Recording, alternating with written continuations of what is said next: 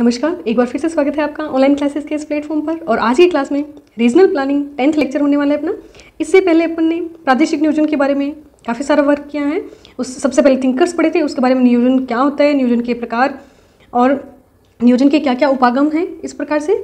तो जो भी लेक्चर्स अब तक आ गए हैं उनको आपने देखा होगा। और अब आपको क्या है, इस लेक्चर की PDF भी मिलेगी, PDF नोट्स हैं वो आपको मिलेंगे। तो आप डिस्क्रिप्शन में लिंक है ब्लॉग का, तो वहाँ जाके आप इस PDF को डाउनलोड कर सकते हैं। और जो भी क्वेरी है आपकी किसी भी टॉपिक पे इसके अलावा, तो वो भी आप वहाँ डाल सकते हैं। तो मैं ज़रूर उसका रिप्लाई करने की कोशिश करूँगी। तो आप ब्लॉग पे जा सकते हैं और वहाँ से PDF डाउनलोड कर सकते हैं। काफ़ी सारे स्टूडेंट्स की डिमांड थी कि आप PDF प्रोवाइड कराओ, तो वो भी हमने किया है। नेक्स्ट देखते हैं, आज का लेक्चर स्टार्ट करते हैं प्रदेशों के प्रकार। इससे पहले अपने जो लास्ट लेक्चर था उसमें अपन ने भारत के नियोजन प्रदेश पढ़े थे। भारत के नियोजन प्रदेश का एक ब्रीफ इंट्रोडक्शन अपन फिर ले लेते हैं यहाँ पे, ताकि आपको वो सारी जो कंसेप्ट हैं एक बार फिर से रिकॉल हो जाए। और बिल्कुल इजी वे में क्या क्या कंसेप्ट हैं अपने देखे थे पहले, डिटेल में इनको देख चुके हैं अपन, एक बार फिर देख लेते हैं। यहाँ अपन को ये याद रखना है कि किस भूगोलवेता ने या किस नियोजक ने कितने प्रदेश बताए। तो सबसे पहले 1949 में BLS प्रकाश राव का वर्क है, नियोजन के लिए प्रदेशों का महत्व बताया इन्होंने। फिर 1961 में रामचंद्रन ने भारत को पहली बार 5 मैक्रो प्रदेशों में बांटा। इसके बाद 1962 में P सेनगुप्ता ने बांटा। इन्होंने जो 5 प्रदेश बताए, जैसे इन्होंने एक पूर्वी प्रदेश बताया था, तो उसी पूर्वी प्रदेश को इन्होंने उत्तर पूर्वी प्रदेश बता के 5 की जगह 6 हो गए थे, तो मैक्रो प्रदेश बता दिए इन्होंने P सेनगुप्ता ने। इन दोनों का ये जो नियोजन था या जो प्रदेश बताए इन्होंने, वो राज्य स्तर के आंकड़ों पर आधारित थे, राज्य के प्रशासनिक आंकड़ों पर, क्योंकि ज़्यादातर जो आंकड़े हैं वो राज्य के स्तर पर ही अवेलेबल होते हैं। तो ये प्रशासनिक स्तर के जो आंकड़े हैं वो अवेलेबल थे, उस आधार पर इनका वर्गीकरण है। ये हमने उस लेक्चर में देखा था। नेक्स्ट है 1964 में प्रकाश राव LS भट्ट ने 11 मैक्रो, वृहद और 51 मध्य स्तर के वर्गीकरण प्रस्तुत किए। ये द्विभागी वर्गीकरण है इन दोनों का ही। और वी नाथ ने भी 15 मैक्रो और 61 मेसो प्रदेश बताए। इनका जो वर्गीकरण है 61 जो मेसो प्रदेश बताए, ये प्रशासनिक स्तर के जो होते हैं, निम्न प्रशासनिक स्तर के इकाइयाँ होती है, जैसे ब्लॉक हो गया, तहसील हो गई, तो उस आधार पर इन्होंने बताया तहसील। तो ये अमान्य है। इसको अमान्य किसने किया था? जो TCPO है, टाउन कंट्री प्लानर ऑर्गेनाइजेशन या प्लानिंग ऑर्गेनाइजेशन, और जो सेनगुप्ता है, इन्होंने इनका जो वर्गीकरण है वो अमान्य कर दिया था, तो इनका अमान्य है। अशोक मित्रा को अपने टर्सरी डायग्राम के टाइम देखा था, त्रिधारी आरेख। तो इनके 7 मैक्रो प्रदेश हैं, 24 मेसो हैं और 63 माइक्रो है। इसको कैसे याद रखेंगे? 7 गुणा 3 21 होता है, और 21 गुणे 3 कितना हो जाएगा? 63 हो जाएगा। तो 3 से याद रख सकते हैं अपन इसको। और 1966 में नाटमो के निर्देशक रहे थे SP चटर्जी। इन्होंने चतुर्स्तरीय वर्गीकरण प्रस्तुत किया। तो चटर्जी से चतुर्स्तरीय ऐसे याद रख सकते हैं। चटर्जी ने सांख्यिकीय विधियों का प्रयोग किया था, ये अपने पहले डिटेल में देख लिया है 1967 में। और समाश्रण विश्लेषण, रिग्रेशन एनालिसिस, फैक्टर एनालिसिस, उपादान विश्लेषण और मल्टीवेरिएंट एनालिसिस, बहुकारक विश्लेषण विधि का प्रयोग किया। इन्हीं विधियों को आगे वर्क करते हुए 1968 में पोल ने भी आर्थिक विकास का सूचकांक विकसित किया और इन्होंने 7 अकृषीय निर्देशकों का प्रयोग किया। तो पोल ने चटर्जी के वर्क को आगे बढ़ाया। नेक्स्ट देखते हैं 1968 में URPO, rural urban planning organisation, और NATMO, national atlas thematic mapping organisation ने 13 मैक्रो प्रदेश बताए। इनके आधार क्या है? प्रदेश की स्वावलंबिता, आर्थिक सक्षमता और पारिस्थितिक संतुलन। इसी प्रकार से 1968 में P सेनगुप्ता ने भी त्रिस्तरीय वर्गीकरण प्रस्तुत किया। गेलेना सदास्युक के साथ USSR की है ये। गेलेना सदास्युक मैंने उस टाइम भी बताया था, गेलेना सदास्युक के साथ वर्गीकरण प्रस्तुत किया, सर्वमान्य वर्गीकरण भी है ये। और इनके आधार क्या है? प्राकृतिक प्रदेश की पहचान, और लघु स्तर से है वो नियोजन प्रारंभ होना चाहिए, कि नियोजन का जो भी अपन क्राइटेरिया है वो लघु स्तर से शुरू होकर फिर मेसो और फिर मैक्रो तक जाना चाहिए, और सीमाएं काटती हुई नहीं होनी चाहिए। माइक्रो प्रदेश जो है, सूक्ष्म प्रदेश को मध्य स्तर के प्रदेश में शामिल करेंगे, और मध्य स्तर जो है उसको वृहद स्तर में शामिल कर लेंगे। इस प्रकार से इनका वर्गीकरण है, ये आधार भी बता दिए। 1970 में फिर P सेनगुप्ता ने जनसंख्या और संसाधन मिश्रित प्रदेश बताए। इनके आधार क्या लिए, और इनका वर्गीकरण या जो टर्मिनोलॉजी है वो काफ़ी इंपॉर्टेंट है। अति गतिशील प्रदेश 5 बताए, अधिक अपेक्षित 5 प्रदेश बताए, और समस्याग्रस्त भी 9 प्रदेश बताए। अति गतिशील का मतलब क्या होता है? बहुत ज़्यादा फ्लेक्सिबल हो, मोबिलिटी ज़्यादा हो। तो जैसे एक महानगर हो गया, मेट्रोपॉलिटन सिटी हो गई, यहाँ औद्योगिकरण का उच्च स्तर है, परिवहन ट्रांसपोर्ट नेटवर्क सब बहुत अच्छे से विकसित है। अधिक अपेक्षा वाले प्रदेश में क्या हो गए कि कहीं कहीं जो है वो उद्योग केंद्र है वो बन गए हैं, पूरी तरह से अभी विकसित नहीं हुए, यहाँ बहुत सारी संभावनाएं हैं। तो ये संभावित प्रदेश भी कह सकते हैं अपन, भविष्य का संभावित प्रदेश है। समस्याग्रस्त प्रदेश में भविष्य में इसका भविष्य उज्जवल नहीं है, और यहाँ भविष्य में उद्योग की संभावनाएं बहुत कम है। थार का डेजर्ट हो गया, इस प्रकार से काफ़ी सारे समस्याग्रस्त प्रदेश है। लद्दाख वाला रीजन हो गया।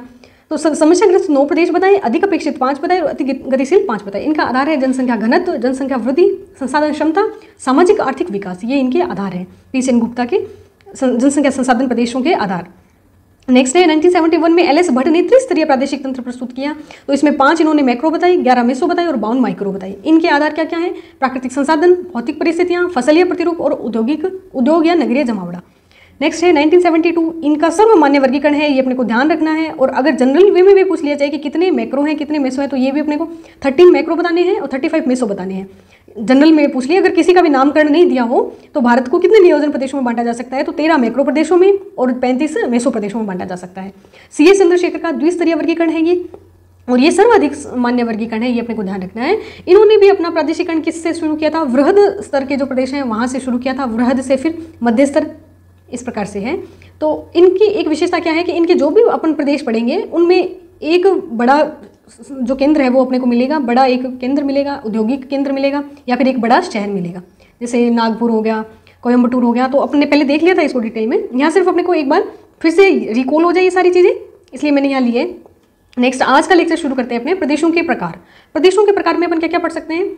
भौतिक प्रदेश क्या होते हैं, प्राकृतिक प्रदेश क्या होते हैं, कर्मोपलक्षी प्रदेश क्या होते हैं। तो इस प्रकार से एक सर्वमान्य वर्गीकरण तो नहीं है, फिर भी अपन देखते हैं टर्मिनोलॉजी से डिसाइड करेंगे कि हाँ ये अगर प्राकृतिक प्रदेश है तो इसकी ये विशेषताएं हैं, कर्मोपलक्षी प्रदेश है वो संस्कृति पर बेस्ड होंगे, तो वो देखते हैं।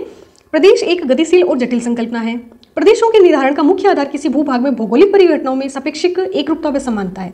इसका अर्थ है कि अगर हमने कोई प्रदेश एक रीजन डिफाइन कर लिया है अपने एक, तो उसमें क्या है कि बहुत सारी समानताएं अपने को देखने को मिलेंगी। समानताएं अन्य जो प्रदेश है उससे ये अलग होगा और यहाँ इसकी विशेषताएं वो अलग होगी, ये एक रूप होगा, होमोजीनियस होगा और इसमें समानताएं होंगी। विशिष्टता के साथ साथ प्रदेश में समानता होगी और अन्य प्रदेश से वो विशिष्ट होगा।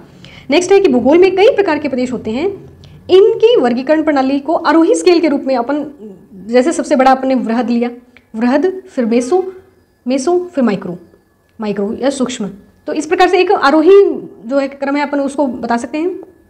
बढ़ता हुआ क्रम अगर अपन लेंगे तो ये माइक्रो से मेसो, मेसो से वृहद, इस प्रकार से लेंगे। और घटता हुआ क्रम आरोही लेंगे तो वृहद से मेसो, फिर मेसो से माइक्रो, इस प्रकार से लेंगे। तो इसमें आरोही स्केल बताया है, तो अपने किससे शुरू करेंगे? सबसे पहले माइक्रो आएगा, सबसे पहले लघु, फिर मध्यम स्तर और फिर अपना आएगा वृहद स्तर। तो ये इन्होंने बताया कि आरोही स्केल के रूप में अपन इनको करेंगे। लिंटन ने प्रदेश के 7 पदानुक्रम बताए हैं। लिंटन के अनुसार प्रदेश के किस प्रकार से है कि जैसे अपन एक महाद्वीप ले लिया, सबसे पहले महाद्वीप सबसे बड़ा क्षेत्र हो गया, महाद्वीप के बाद एशिया महाद्वीप ले लिया, जैसे अपन ने एशिया महाद्वीप के बाद अपन ने दक्षिण पूर्वी एशिया महाद्वीप का एक भाग ले लिया, दक्षिण पूर्वी एशिया में फिर अपन ने भारत एक पर्टिकुलर कंट्री को चूज कर लिया, भारत में फिर अपन ने गंगा मैदान को लिया, गंगा मैदान में फिर निम्न गंगा मैदान ले लिया, निम्न गंगा मैदान में फिर वेस्ट बंगाल को ले लिया, फिर वेस्ट बंगाल के एक पार्ट को ले लिया, फिर वेस्ट बंगाल का एक कोई रीजन ले लिया अपन ने। तो इस प्रकार से ये क्या हुआ, लिंटन के जो प्रदेश हैं वो 7 प्रदेश हैं, वो उनको अपन इस प्रकार से डिफाइन कर सकते हैं। नेक्स्ट है विटलसी ने 4 पदानुक्रम बताए थे। तो विटलसी ने कौन कौन से बताए? डर्बेंट विटलसी है, सबसे पहले विश्व को 13 कृषि प्रदेशों में बांटा था 1936 में इन्होंने, इनका डिटेल वर्क भी आएगा आगे। तो इनके 4 पदानुक्रम कौन कौन से हैं? परिमंडल, प्रांत, जिला और स्थान, ये इनके पदानुक्रम हैं। नेक्स्ट देखते हैं अपन, अधिकांश आधुनिक भूगोलवेताओं ने प्रदेश के 3 प्रमुख वर्ग बताए हैं। अब देखिए जनरल वे में अगर अपन कहना चाहें तो 3 प्रमुख वर्ग हो जाएंगे। कौन कौन से? समरूप प्रदेश, होमोजीनियस प्रदेश, कोर रीजन, नोडल रीजन या फंक्शनल रीजन, तदर्थ प्रदेश या अस्थायी प्रदेश, टेम्पोररी प्रदेश, कारिक प्रदेश भी कह सकते हैं इनको, विशेष प्रदेश भी कह सकते हैं। तो समरूप प्रदेश के भाग देखते हैं अपन। समरूप प्रदेश में कोई एक कारक को लेकर समानता हो सकती है, जैसे गेहूं प्रदेश हो गया, चावल प्रदेश हो गया। बहु कारक को लेकर समानता हो सकती है, जैसे जलवायु प्रदेश है, उसमें कई सारे कारक हो जाएंगे, तापमान है, वर्षा है, आर्द्रता है, इन सबको लेकर अपन एक जलवायु प्रदेश डिफाइन कर सकते हैं। और आर्थिक प्रदेश ले सकते हैं अपन, ट्रांसपोर्ट की उसमें सिमिलरिटी है, जो संचार के साधन है उनको लेकर उनमें समानता है, तो ये समरूप प्रदेश हो गए, ये बहुकारक वाले समरूप प्रदेश हो गए। कॉम्पेस का मतलब होता है कि एक अपन छोटा एक क्षेत्र डिफाइन करें जिसमें प्राकृतिक और सांस्कृतिक तत्व है उनकी समानता हो। तो ये मानवीय निवास का एक ऐसा क्षेत्र कह सकते हैं, मानवीय निवास के रूप में अपन एक क्षेत्र डिफाइन करें जिसमें प्राकृतिक और सांस्कृतिक तत्व हैं वो परस्पर संबंधित है और उनमें समानताएं पाई जाती है। नेक्स्ट है क्रोड या संग्रथित या नोडल रीजन या फंक्शनल रीजन, रेडियल रीजन भी कह सकते हैं, रेडियल अभिकेंद्रीय रीजन भी कह सकते हैं, रेडियल सेंट्रीपिटल भी कह सकते हैं। तो इसमें इसका एग्जाम्पल दिया हुआ है नगर प्रदेश या सीबीडी भी अपन इसमें कह सकते हैं, सीबीडी फंक्शनल रीजन भी कह सकते हैं इसको। तो ये क्या है कि एक ऐसा प्रदेश है जो सभी प्रकार की जो शक्तियां हैं उनको अपने में समाहित करता है या उनको आकर्षित करता है। इसको फिर डिटेल में पढ़ेंगे, यहाँ सिर्फ एक क्लासिफिकेशन बताया है नॉर्मल। नेक्स्ट है तदर्थ प्रदेश। ये अस्थायी प्रदेश होते हैं और ये नियोजन की सभी विशेषताएं हैं, उनको नियोजन प्रदेश की सभी विशेषताएं रखते हैं। ये नियोजन प्रदेश की सभी विशेषताएं रखने वाले अस्थायी प्रदेश हैं जिनको किसी विशेष उद्देश्य के लिए बनाया जाता है, तदर्थ प्रदेश है। इसके एग्जाम्पल देखते हैं या इसके जो प्रकार बता सकते हैं अपन, संक्रमण प्रदेश, कारिक प्रदेश और विशेष प्रदेश। संक्रमण प्रदेश में क्या आ जाएगा कि ग्रामीण नगरीय उपांत जो है रूरल अर्बन फ्रिंज का एरिया है, रूरल अर्बन फ्रिंज वाला एरिया है वो इसमें आ जाएगा। इसमें ग्राम और नगर दोनों की विशेषताएं पाई जाएगी, तो ये संक्रमण क्षेत्र हो गया। नेक्स्ट है कारिक प्रदेश। कारिक प्रदेश में जो इंदिरा गांधी नहर का कमांड क्षेत्र है उसको अपन एक एग्जाम्पल के थ्रू बता सकते हैं। यहाँ जो भी विकास कार्य हैं वो किस हिसाब से किए जाएंगे, किस प्रकार की परियोजना भविष्य में क्रियान्वित होगी, तो ये एक कारिक प्रदेश का उदाहरण हो गया। नेक्स्ट है विशेष प्रदेश। विशेष प्रदेश समस्याग्रस्त प्रदेश कह सकते हैं, बस्तर का पठार भी ले सकते हैं अपन, इसमें बस्तर पठार ले सकते हैं। तो ये चंबल बेसिन इसका एग्जाम्पल हो गया विशेष प्रदेश का। नेक्स्ट देखते हैं इसके भी अलावा कौन कौन से प्रदेश हैं वो अपन डिफाइन कर सकते हैं। तो प्रमुख प्रदेश हैं कि प्राकृतिक प्रदेश सबसे पहले, जिसमें किसी एक प्राकृतिक स्वरूप को लेकर विशेषता हो या विशेष हो अन्य प्रदेशों से। तो इस प्राकृतिक प्रदेश की का जो कंसेप्ट है उसको जॉन एंड्रू हर्बर्टसन, ब्रिटिश वैज्ञानिक हैं, ये ब्रिटिश मानव और अधिवास भूगोल लेता है, इन्होंने प्रतिपादित किया 1905 में पूरे विश्व को 15 प्राकृतिक प्रदेशों में बांटा और इसका आधार क्या लिया है, वनस्पति के आधार पर 15 प्रदेश बताए जॉन एंड्रू हर्बर्टसन ने। इसको जब ब्रिटिश भूगोल विद्याएं पढ़ी थी तब भी अपन ने इसको देखा था, फिर वहाँ जाके चेक कर सकते हो आप, इससे रिलेटेड बुक्स वगैरह जो हैं वो आप देख सकते हो, बुक्स देख सकते हो। नेक्स्ट है प्राकृतिक प्रदेश का अर्थ क्या होता है कि प्राकृतिक प्रदेशों का संबंध क्षेत्रीय इकाई के प्राकृतिक प्रवेश से होता है जिसमें मानव के क्रियाकलाप तथा भौतिक दशाओं का वर्णन होता है। प्राकृतिक प्रदेश में वहाँ के जो मानव क्या क्या एक्टिविटीज करता है उनका, और साथ में किस प्रकार के भौतिक जो ऊंचावच हैं वो पाए जाते हैं। ऊंचावच वर्षा की मात्रा, वर्षा, टेम्परेचर, जो भी प्राकृतिक वहाँ की जो कंडीशंस है, भौतिक दशाएं हैं, फिजिकल कंडीशंस है, उनका वर्णन किया जाता है। इसी से सिमिलर अपन देखेंगे भौतिक प्रदेश। तो भौतिक प्रदेश में भी यही हो जाएगा कि तापमान, ऊंचावच, वर्षा, इनका वर्णन किया जाता है। जो भी भौतिक कारक हैं, किसी भी प्रदेश की विशेषता, भौतिक विशेषता बताने वाले कारक हैं, उनका वर्णन किया जाता है। नेक्स्ट है भौगोलिक प्रदेश। भौगोलिक प्रदेश को अपन ने पहले भी देखा था। भौगोलिक शब्द का मतलब है भौतिक प्लस प्राकृतिक। कहीं भी अगर भौगोलिक शब्द आए तो उसका मतलब होता है भौतिक प्लस मानवीय, भौतिक, भौगोलिक का अर्थ होता है भौतिक या प्राकृतिक, भौतिक प्राकृतिक प्लस मानवीय या सांस्कृतिक कारक, दोनों का सम्मिलन होता है, मानवीय या सांस्कृतिक कारक। इन दोनों को मिलाकर जो टर्मिनोलॉजी बनती है या जो टर्म बनती है वो है भौगोलिक। तो ये भौगोलिक आते ही आपको ये शब्द पकड़ लेना है। नेक्स्ट देखते हैं अपन कि भौतिक तथा सांस्कृतिक लक्षणों को उनकी महत्ता के अनुरूप सही विधि से सम्मिलित किया जाता है। वही कि अगर कोई अपन एक भौगोलिक प्रदेश लेंगे तो उसमें कौन कौन सी मानवीय विशेषताएं पाई जाएगी और वहाँ की संस्कृति क्या है तो वो अपन वर्णन करेंगे। तो यहाँ हिमालय का एग्जाम्पल दिया हुआ है, गढ़वाल हिमालय। गढ़वाल हिमालय सर्वाधिक धार्मिक स्थल है। यहाँ पर यमुनोत्री गंगोत्री स्थल है। बद्रीनाथ केदारनाथ भी है यहाँ पे, बद्रीनाथ केदारनाथ भी है यहाँ पर। और जो उत्तराखंड और हिमाचल प्रदेश का जो एरिया है वो इसमें शामिल है, उत्तराखंड और हिमाचल प्रदेश का। तो इसको धार्मिक दृष्टि से भी इसका काफ़ी महत्व है। तो गढ़वाल हिमालय कहते ही हिमालय की भी इमेज आती है और साथ साथ वहाँ का जो धार्मिक प्रतिरूप जो प्रदर्शित होता है उसकी भी एक इमेज अपने माइंड में बनती है। तो इसका मतलब ये एक भौगोलिक प्रदेश है, जोग्राफिकल रीजन है ये एक। नेक्स्ट देखते हैं भौतिक प्रदेश। भौतिक प्रदेश या फिजिकल रीजन में क्या होगा, कोई भी एक अपन भौतिक लक्षण ले सकते हैं, मृदा, वनस्पति, ऊंचावच, वर्षा इत्यादि को देखकर अपन प्रदेशों का निर्धारण करें। कैंपेस मोस्ट इंपॉर्टेंट कंसेप्ट है, आपको ध्यान रखना है, डर्बेंट व्हिटलसी का है। डर्बेंट व्हिटलसी अमेरिका के प्रमुख ये विचारक हैं और इन्होंने कैंपेस की अवधारणा को विकसित किया। पेज की अवधारणा है वो ब्लांस की है और कैंपेस की व्हिटलसी की है। कैंपेस का मतलब क्या होता है, लघु प्रदेश के भूदृश्य। लघु प्रदेश के भूदृश्य एक ये तो हो गया इसका शाब्दिक अर्थ। और इसको अगर अपन समझना चाहें तो जैसे अपने को एक पूरे पर्टिकुलर रीजन की विशेषताएं बतानी है तो अपन इसमें क्या है कि इसके छोटे छोटे भाग अपन करके उसका अध्ययन करें। ये छोटे छोटे भाग किसको समाहित करेंगे, यहाँ की प्राकृतिक विशेषता को भी शामिल करेंगे, सांस्कृतिक या मानवीय विशेषताएं हैं उनका भी वर्णन करेंगे। तो इस प्रकार अपन ने क्या किया, एक बहुत बड़े प्रदेश का अध्ययन करने के लिए कुछ छोटे रीजन डिफाइन कर लिए जो कि उस पूरे प्रदेश का प्रतिनिधित्व करते हैं। जैसे अपन सैंपल सेलेक्ट करते हैं रिसर्च मेथोडोलॉजी में, उसी प्रकार से ये कैंपेस को अपन एक आइडिया बता सकते हैं इसका। तो इन्होंने क्या किया कि उत्तरी अमेरिका को छोटे छोटे भागों में बांटकर वहाँ के सांस्कृतिक भौतिक भूदृश्यों का वर्णन करने के लिए डर्बेंट व्हिटलसी ने कैंपेस की संकल्पना विकसित की। तो आपसे पूछा जा सकता है किसने विकसित की कैंपेस की संकल्पना, तो डर्बेंट व्हिटलसी की संकल्पना है कैंपेस की, ये भी अपने को ध्यान रखना है। कैंपेस की संकल्पना के बाद व्हिटलसी के सिमिलर कंसेप्ट है ब्लांस का। ब्लांस फ्रांसीसी विद्वान है और इन्होंने पेज की संकल्पना को विकसित किया है। पेज की संकल्पना, पेज फ्रांस में लघु प्रदेशों का अध्ययन फ्रांस में लघु प्रदेश बताए उनको पेज बोला ब्लांस ने, बिल्कुल इसी कैंपेज से सिमिलर हैं ये। और नेक्स्ट देखते हैं अपन संग्रंथित प्रदेश या nodal region. Nodal region, radial region या कोर रीजन, फंक्शनल रीजन, ये सभी एक ही बात है। और ये जो नोडल रीजन है ये छोटे तथा गठित प्रकृति के प्रदेश होते हैं और ये मार्ग संगम स्थलों को संग्रहित प्रदेश कहते हैं। जैसे कि अपन कोई एक रोडवेज देखते हैं या रेलवेज देखते हैं, रोडवेज या रेलवेज कोई भी ले सकते हैं अपन, तो इनके मिलन का जो स्थल है वहाँ पर भी ये नोडल प्रदेश विकसित हो सकते हैं, नोडल प्रदेश विकसित हो सकते हैं रेलवेज और रोडवेज के भी। और जो नदियों का संगम है वहाँ पर भी ये प्रदेश विकसित हो सकते हैं, रिवर के मिलन पर भी विकसित हो सकते हैं। तो ये क्या है, बहुत गठित प्रदेश हैं और इनकी वजह से पूरा क्षेत्र है वो जुड़ा हुआ होता है, एक ये गांठ के रूप में काम करते हैं। और इसके एग्जाम्पल क्या क्या है, सीबीडी एग्जाम्पल है इसका। सीबीडी एक जो सिटी है उसका कोर रीजन भी बोल सकते हैं अपन। सीबीडी से पूरा रीजन है वो जुड़ा होता है और ये एक सेंट्रीपिटल फोर्स के रूप में काम करता है। यहाँ जो भी सुविधाएं हैं वो सीबीडी तक आती हैं, यहाँ नेटवर्क है वो बहुत विकसित है। तो सीबीडी केंद्रीय व्यापार क्षेत्र एक नोडल रीजन का एग्जाम्पल है, नोडल रीजन का एग्जाम्पल है, नोड के रूप में, एक गांठ के रूप में है जो कि पूरे प्रदेश को बांधे रहता है, एक गांठ के रूप में है।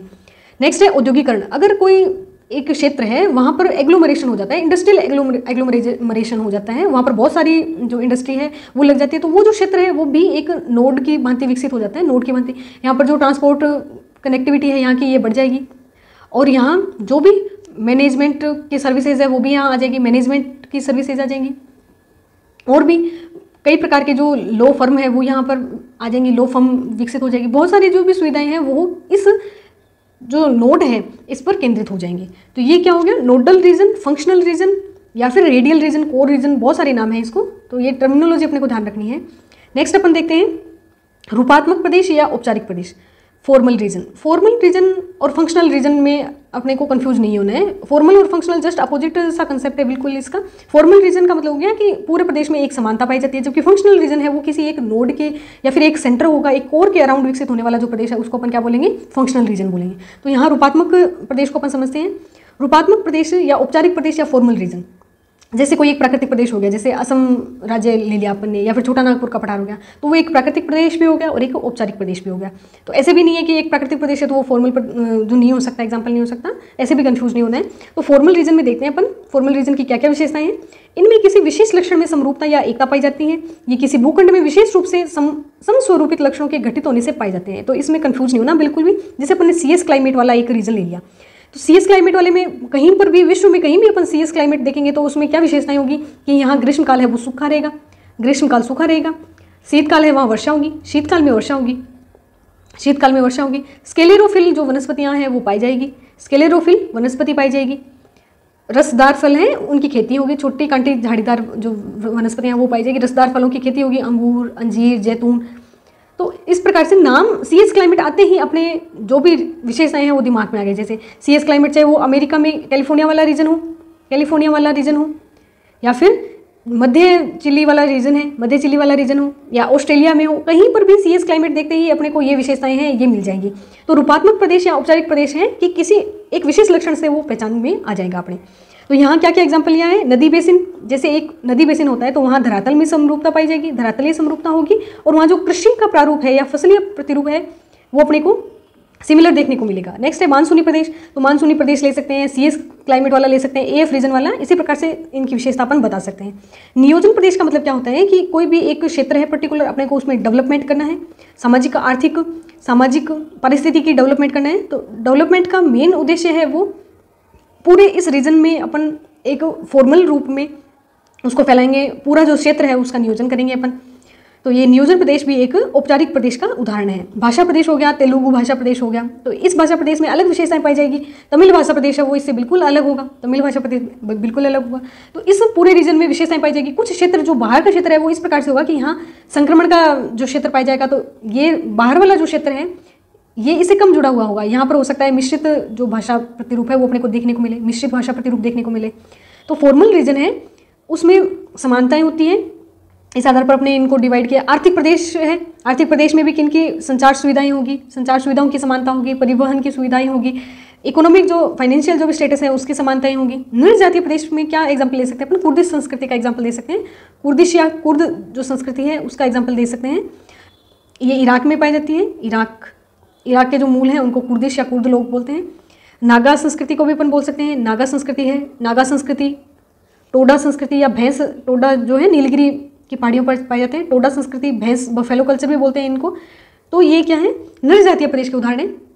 इनकी भाषा, संस्कृति और राष्ट्रीयता के आधार पर इनमें एकताएं पाई जाती है।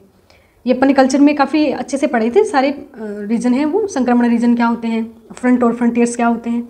नेक्स्ट देखते हैं अपन 7th है कार्यात्मक प्रदेश या फंक्शनल रीजन। ये काफ़ी इंपॉर्टेंट है। इनका निधान किस आधार पर होता है, संगठन, मनुष्य, वस्तु, सेवा, संचार का आंतरिक प्रवाह एक केंद्र बिंदु के उपस्थित होता है, तो उसको क्या बोलते हैं, फंक्शनल रीजन। जैसे सीबीडी को अपन ने नोड बोला था, तो एक नोड के चारों ओर एक क्षेत्र विकसित होना जहाँ से वस्तु, सेवा, पूंजी निवेश का प्रवाह हो रहा है, पूंजी निवेश श्रम का एक केंद्र की ओर विकास हो रहा है या एक केंद्र की ओर लगातार प्रवाह हो रहा है, तो इसको अपन क्या बोलेंगे, ये पूरा प्रदेश कार्यात्मक प्रदेश हो गया। और अगर एक किस केंद्र के अकॉर्डिंग विकसित हो रहा है या किस केंद्र के चारों ओर विकसित हो रहा है, तो उसको अपन क्या बोलेंगे, कोर एरिया या फिर नोड।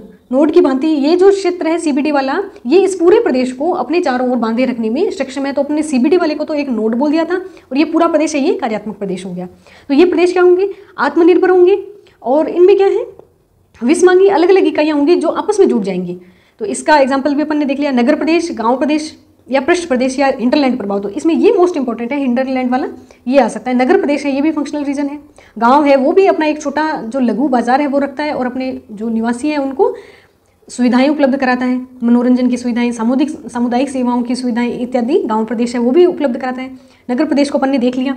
नेक्स्ट, पृष्ठ प्रदेश या हिंटरलैंड का कंसेप्ट सबसे इंपॉर्टेंट है। प्रभाव क्षेत्र क्या होता है, किसी एक क्षेत्र का प्रभाव कितनी दूरी तक है, वो उसका प्रभाव क्षेत्र, उसका कैचमेंट एरिया भी बोल सकते हैं अपन, कैचमेंट एरिया या प्रभाव क्षेत्र बोल सकते हैं अपन इसको। और ये जो क्षेत्र है, इसको अपन कैसे डिफाइन करेंगे कि एक पर्टिकुलर ऐसा क्षेत्र जो अपना प्रभाव इस क्षेत्र तक रखता है, इसके बाद जो है वो अन्य अपकेंद्रीय शक्तियां हैं वो कार्यरत हो जाती है, अपकेंद्रीय शक्तियां कार्यरत हो जाती है, जिस वजह से जो पेरीफेरी वाले जो भी वस्तु सेवाएं हैं वो बाहर की ओर या फिर अन्य केंद्रों की ओर विकसित होती हैं, अन्य केंद्रों की ओर आकर्षित होती है। तो ये जो पेरीफेरी वाली हैं इनके पास ऑप्शन है, ये इससे भी जुड़ी रह सकती हैं, और जो दूसरा केंद्र विकसित हो रहा है उसकी तरफ भी आकर्षित हो सकती हैं। तो इसका एग्जाम्पल देखते हैं कि जैसे मुंबई पोर्ट का कार्यात्मक क्षेत्र या फंक्शनल रीजन है वो कहाँ तक है। इसमें महाराष्ट्र का पठारी भाग आता है, पश्चिमी घाट प्रदेश आता है, गुजरात का मैदानी भाग आता है। तो इस प्रदेश के चतुर्दिक विस्तृत एक ही कार्यात्मक प्रदेश के अभिन्न अंग है। जैसे मुंबई पोर्ट लिया अपन ने, मुंबई पोर्ट के प्रभाव का क्षेत्र बताया है इसमें, तो ये अपन ने देख लिया। ये जो पूरा प्रभाव क्षेत्र है इसको अपन क्या बोल देंगे, फंक्शनल रीजन बोल देंगे, फंक्शनल रीजन। ये अपन ने फंक्शनल रीजन के एग्जांपल देख लिए। नेक्स्ट देखते हैं अपन कर्मोपलक्षी प्रदेश क्या होते हैं। कर्मोपलक्षी नाम अगर आए आपके डायरेक्ट सामने तो अपने इससे लेंगे कि संस्कृति पृष्ठभूमि से जुड़ा हुआ एक प्रदेश है, उसको अपन कर्मोपलक्षी प्रदेश बोलेंगे। तो ये प्रदेश किस प्रकार से जुड़े होते हैं, अपनी संस्कृति से जुड़े होते हैं, और इनमें कार्य संगठन जो है, कार्यात्मक संगठन है, उसकी एकता पाई जाती है। इसके एग्जाम्पल हैं दामोदर घाटी प्रदेश और चंबल घाटी प्रदेश। तो कर्मोपलक्षी प्रदेश का मतलब है सांस्कृतिक प्रदेश या सांस्कृतिक पृष्ठभूमि जिन प्रदेशों के समान हो वो प्रदेश। नेक्स्ट है नियोजन प्रदेश। नियोजन प्रदेश या प्लानिंग रीजन वह भूभाग है जहां आर्थिक निर्णयों को क्रियान्वित किया जाता है। तो ये क्या कहलाएगा, नियोजन प्रदेश। एक प्लानिंग रीजन हो गया जो किसी भी प्रकार से समरूपता रखता है, चाहे वहाँ पर संसाधनों की समानता हो, संसाधनों की समानता हो सकती है, संसाधनों के आधार पर नियोजन किया जा सकता है, समस्या के आधार पर भी नियोजन कर सकता है। जैसे कोई समस्याग्रस्त प्रदेश है, पर्यावरणीय समस्या हो सकती है, सामाजिक समस्या हो सकती है, समस्याओं के आधार पर भी नियोजन किया जा सकता है, संसाधनों के आधार पर भी नियोजन किया जा सकता है। जैसे अपन ने प्रकार पढ़े थे, प्राकृतिक संसाधनों के आधार पर नियोजन, उद्देश्य के आधार पर भी किया जा सकता है। पर्टिकुलर एक उद्देश्य अपन, जैसे वहाँ पर समाज कल्याण का उद्देश्य हो सकता है, बेसिक समाज कल्याण का उद्देश्य होता है नियोजन में उद्देश्य। और इसके अलावा कोई अपन किसी एक पर्टिकुलर खंड का भी नियोजन कर सकते हैं, कृषि का कर सकते हैं, उद्योग का कर सकते हैं। जैसे पंचवर्षीय योजनाओं में अलग अलग खंड को लेकर विकास को प्राथमिकता देगी। तो नियोजन प्रदेश हो सकते हैं। जैसे औद्योगिक वातावरण प्रोवाइड कराने के लिए जो द्वितीय पंचवर्षीय योजना थी उसमें काफ़ी सारे उद्योग धंधे लगाए गए थे, तो ये नियोजन प्रदेश हो गया। तो यहाँ पर किस प्रकार की समानताएं पाई जाएगी, आर्थिक समानताएं पाई जाएगी, संसाधनों में समानताएं पाई जाएगी, वहाँ पर परिवहन जो संसाधन है उनकी समानताएं पाई जाएगी। तो ये नियोजन प्रदेश की विशेषताएं हो गई। इसमें नियोजन प्रदेश के क्या क्या उदाहरण दिए गए हैं, वैसे अपन ने बहुत सारे उद्योग वो देख लिए हैं एग्जाम्पल। यहाँ बताया गया कि इंदिरा गांधी नहर का जो कमांड क्षेत्र है, IGNP कमांड क्षेत्र, नहर है ये, नहर का कमांड क्षेत्र है, उसको अपन नियोजन प्रदेश कह सकते हैं। बस्तर पठार समस्याग्रस्त प्रदेश का उदाहरण है, समस्याग्रस्त प्रदेश का उदाहरण है। पुनर्वास की समस्याएं, यहाँ पर पुनर्वास पर्यावरणीय समस्याएं हैं। तो इस प्रकार से ये एक नियोजन प्रदेश के उदाहरण है। ये भी अपन ने देख लिए प्रदेशों के प्रकार में। तो तो बहुत सारे प्रदेशों के प्रकार हो सकते हैं, बट अपने को यहाँ क्या देखना है कि बेसिक जो अपन समझ लें एक बार, ताकि अपने कोई क्वेश्चन आए तो वो गलत नहीं हो। ये डर्बन ट्विटलसी को अपने पहले देखा हुआ है, और इन्होंने 1936 में विश्व को 13 कृषि प्रदेशों में बांटा था। जीवन विहीन कृषि क्या होती है, सघन कृषि क्या होती है, नोमोडिक हार्डिंग क्या होता है, चलवासी पशुचारण है, रेंचिंग लाइव स्टॉक क्या होती है। तो इस प्रकार से काफ़ी सारे इन्होंने बताए थे। कृषि और उस पर तकनीक, किस तकनीक के आधार पर, या कृषि का प्रतिरूप है वो किस प्रकार का है, उस आधार पर इन्होंने वर्गीकरण किया था। इसको फिर देख लेंगे, एग्रीकल्चर ज्योग्राफी पढ़ेंगे। तो यहाँ सिर्फ अपने को इनका कंपेज का कंसेप्ट है वो ध्यान रखना है। कंपेज का कंसेप्ट है लघु प्रदेश इन्होंने बताए, जो कि सांस्कृतिक और भौतिक विशेषताओं वाले प्रदेश बताए कंपेज। और पेज की अवधारणा है वो विकसित करी है, पेज की अवधारणा ब्लांच की है। फ्रांस में अध्ययन के लिए इन्होंने लघु प्रदेश बताए थे, फ्रांस में लघु प्रदेश।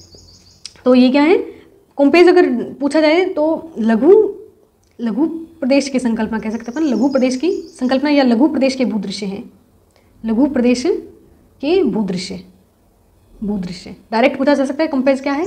तो ये लेक्चर अपना प्रदेशों के प्रकार पर है। यहाँ फॉर्मल और फंक्शनल रीजन में हर बार क्वेश्चन बनता है, ये काफ़ी इंपॉर्टेंट लेक्चर है।